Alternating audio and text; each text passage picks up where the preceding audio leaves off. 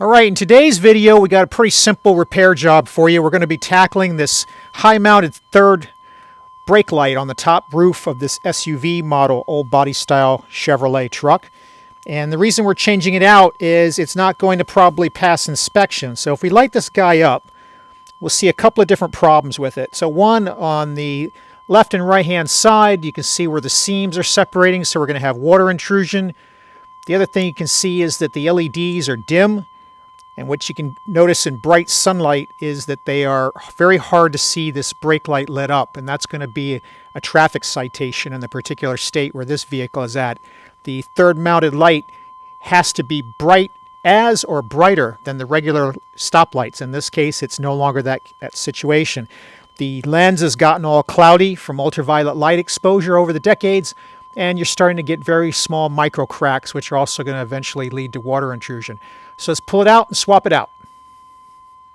Alright guys, this is held on by two stainless steel Phillips head screws. So we're going to pull those two out. They go through like a kind of waterproof assembly here on the side. So they might be kind of tough to pull out because you're kind of unscrewing them from the rubber piece. So twofold, right? We're going to do this to prevent water intrusion, and we're going to do this to make sure that we don't end up with the driver getting a ticket. And once that's out of the way, and you can kind of see, hopefully maybe when the lights were on it was harder to see, but it's all clouded out and it's got all kinds of small fractures occurring. All right, so now with it unplugged, it's going to be a matter of trying to get it to let go. It's all entombed here. So we're just going to get a trim tool and we're going to slowly work it off. The gasket for this guy is built into the unit. And it might even have some silicone sealant from a previous owner or something like that could be going on where they were already trying to deal with a water intrusion problem. We're just going to work it off without damaging the paint. There we go. Yes, somebody decided to throw some silicone on this.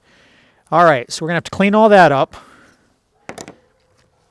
We should be able to find a connector.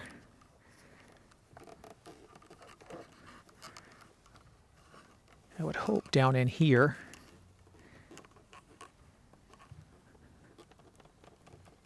Hopefully we don't have to make this a big enough project where we have to go inside and pull the roof trim off. Let's go ahead and look at the new one and try to see what that connector looks like. All right, here's our replacement, a GM 1503-0176. These are made in the USA and they're still available. So what we can see is we just got a very small connector on one end. And we should have been able to see these LEDs right through the lens. All right, so you can see there's the difference in the two and why this one is no longer putting out bright light. So this should be able to be fished out. And also, let me show on the new one, you can also see there's a sticky adhesive all the way around for the waterproofing.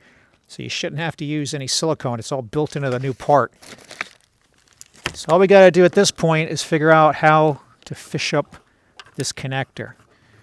So let me kind of experiment with that, get a little light in here, and we'll come back. All right, yeah, we're going to have to do a little bit more work. There's a couple of Phillips here on the trim pieces inside this recess. There's one here, and there's one on the other side. And with them out of the way, you'll have enough slack to be able to take this middle trim piece out. You can see right there, he's held in by a couple of metal clips. So we just want to work those loose.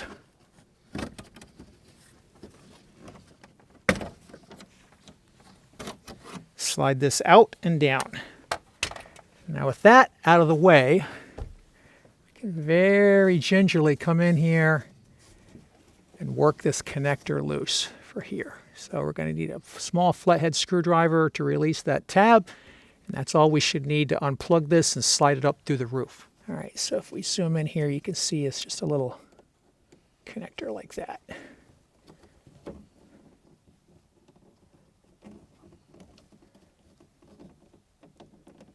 So we're trying to raise it up without breaking it.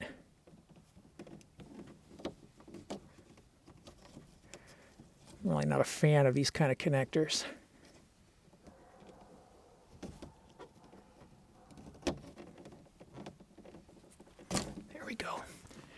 All right, and then we're going to go back up top side, and we're going to work this guy out.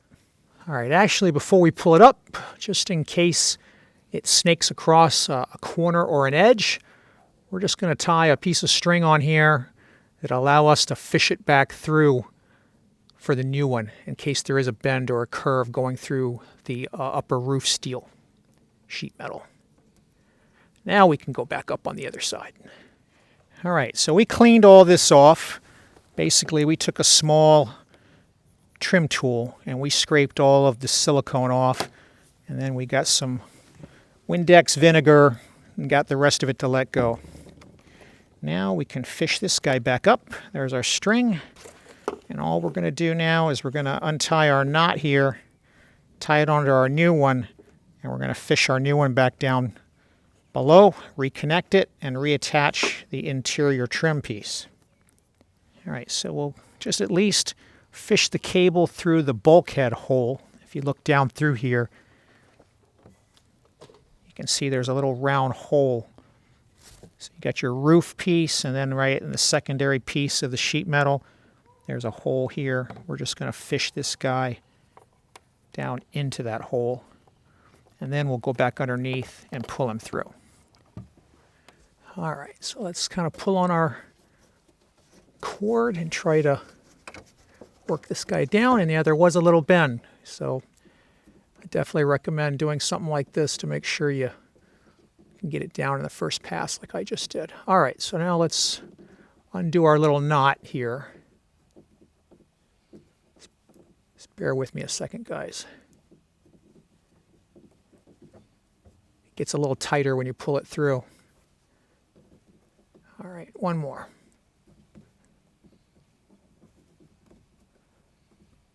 All right, and then after this, we'll unwind it and reconnect it. There's a blade right here that goes into that little slot, and then it snaps into the connector. All right, so now before we button everything back up, we're going to go back on top and we're going to test it and make sure it works.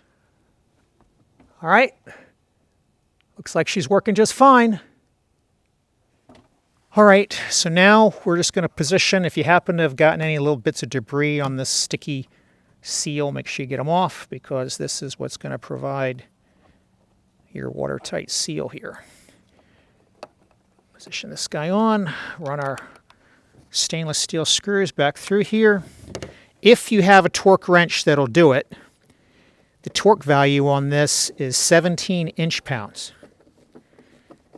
If you don't, just kind of do it by feel, kind of the Guten-Tight method. You don't want to go too heavy because you can crack this, right? So as soon as it feels kind of snug, then you're done. Now we're going side, and we'll go redo the trim on the inside. All right, one thing we're going to fix while we're up here is there's supposed to be a little Velcro piece that you can see right here. And it's supposed to attach on right there. So we're going to get a little bit of adhesive and repair that, but otherwise we're going to snap this guy back in where he was, and we're going to put those two screws on either end. And again, snug, no particular torque value on those, and that's the end of the job. So I hope you guys found this useful for getting your third high-mounted brake light replaced on your Tahoe or Suburban old body style truck. If you did find it useful and it saved you some money, pay it forward and hit that like button. I'd really appreciate it. And as always, thanks for watching.